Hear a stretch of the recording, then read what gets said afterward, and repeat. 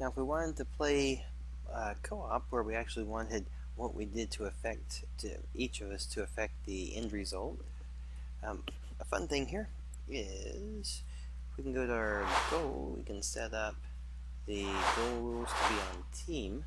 We'll say that enable team scoring total, meaning that if I pick up a coin and the other player picks up 2 coins and we're on the same team, then that's going to be 3 and then 4 and 5. You can do individual where, for instance, if you say it requires each player to pick up 4 coins, then each player would have to pick up 4 and trigger the objects before it was actually finished. So we'll say total on this one.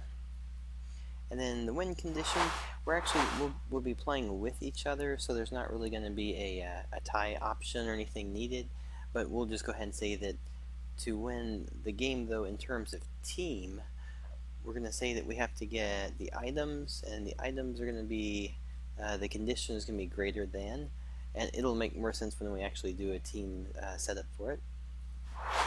Alright, let's use our eyedropper tool and get a player here. And we'll put player on joystick 2, and let's go ahead and go down to his team option. We'll need to set the other player for it too. So team ID is how you actually say what you want. So you got 0 to 50 teams that you can be a part of. So if we say that the player is both going to be team 0, and then the goal setting, we're going to say that goal team is the player is now a part of a goal team member. And then we're going to go back over to this guy real quick here, and we'll do the same thing. We'll set him up for team member right here.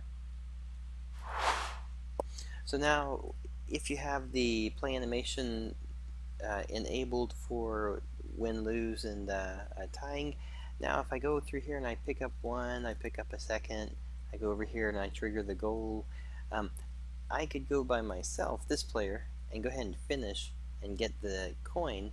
Well, that's going to trigger both of them because they're on the same team, so they both win.